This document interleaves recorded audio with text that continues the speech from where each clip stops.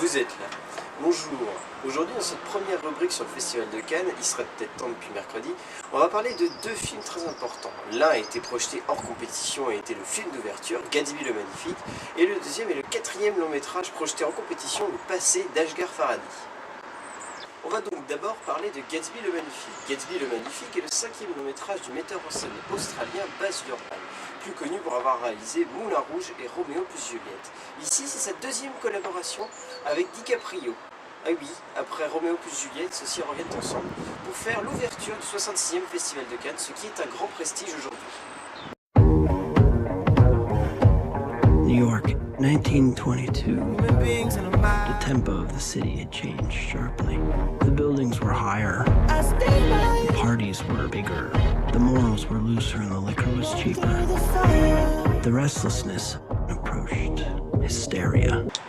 D'abord, attardons-nous sur les points positifs. En tout premier lieu, la mise en scène. Une fois de plus, Baz Luhrmann bluffe tout le monde. Esthétique, décor, chorégraphie, tout est réglé à la minute près pour que le spectateur se sente dans un show digne de Broadway.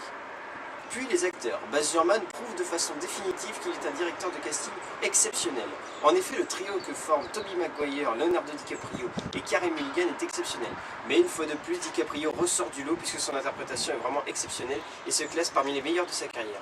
À leur côté, on retrouve des acteurs très bons tels que Joel Edgerton et Isla Fisher.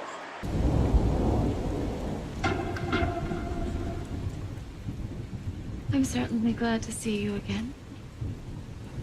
Glad to see you as well. When I made the pleasure of Mr. Gatsby's acquaintance, I discovered a man of fine breeding. Very interesting. Everything all right? Oh yes. Malheureusement, je vais devoir aborder un point négatif du film. Ici, c'est le scénario. En effet, l'adaptation qu'a fait Baz Luhrmann du roman de F. Scott Fitzgerald est assez décevante et trop archaïque. Les personnages sont à peine développés, à part Nick, l'écrivain, qui est assez recherché et rendu intéressant pour que le spectateur s'attache à lui.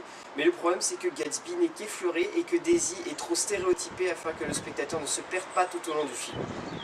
Petite note à part, la bande originale est assez énorme. En effet, mêlant morceaux d'époque et remix d'aujourd'hui, avec des artistes tels que Jay-Z, Lana Del Rey ou Fergie, Baz Luhrmann compose une BO aussi jouissive que marginale.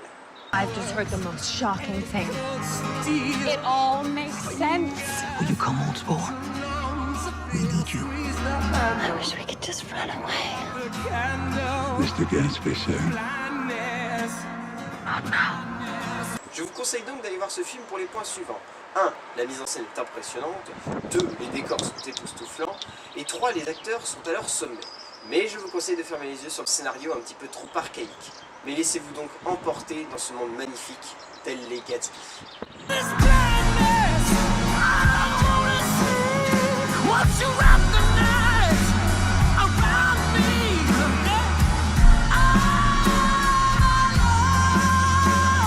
kind of a row are you trying to cause in my house?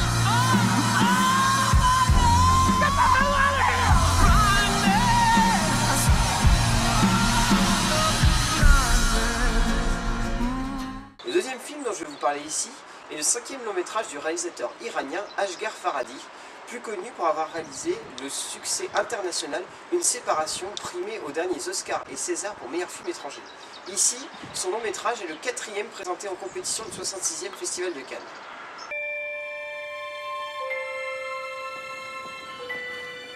Votre décision de divorce est-elle irrévocable, madame?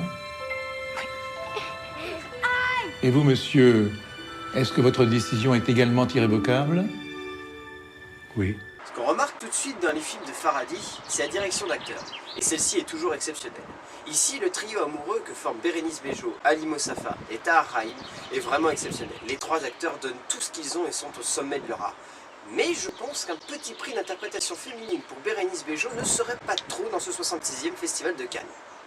La réalisation est simple mais efficace. La mise en scène de l'espace par Farhadi est intéressante et captivante puisque celui-ci choisit toujours de rester près des acteurs afin que l'on découvre les révélations tout au long du récit avec eux. Le seul petit reproche qu'on peut lui faire, c'est de s'attarder par moments sur des moments un petit peu trop intimes ou inintéressants pour le spectateur. Depuis que je suis née, ça fait 3 fois que ma mère change de mec. J'ai pas envie de voir ce con à chaque fois que je rentre chez moi. Ta mère a le droit de vivre avec qui elle veut. Ça fait 2 mois qu'elle m'emmerde pour des conneries. Peut-être que tu peux lui parler? Ma mère t'a rien dit? Attends, Qu'est-ce qu'il y a, Ahmad? elle a l'air d'être au courant de tout. Je veux pas qu'ils soient ensemble. Je pense que ça dépend de toi et moi. Mais je dois dire que ma grosse déception reste le scénario que je trouve décevant et inabouti. En effet, le côté humain qui devait ressortir à la base dans le scénario est ici délaissé au profit d'une intrigue plombante qui finit en queue de poisson et qui laisse le spectateur sans fin ni morale. Je vous conseille donc d'aller voir ce film pour les points suivants. 1. Les acteurs sont vraiment impressionnants et un potentiel prix d'interprétation féminine est possible pour Bérénice Bejo. 2. La réalisation est simple mais efficace. Mais je vous conseille de fermer les yeux sur le scénario qui est un petit peu trop décevant et sur les quelques longueurs qui peuvent être gênantes à la fin du film. T'as mal entendu? C'est quoi ce malentendu de merde qui pourrit nos vies depuis des mois? Faut qu'elle rentre, qu'elle vienne poser ses fesses là et qu'elle voit la merde qu'elle a foutue dans ma vie. Soit tu gardes ça pour toi et tu vis un calvaire jusqu'à la fin de ta vie. Soit tu dis tout à ta mère. Elle a le droit de savoir.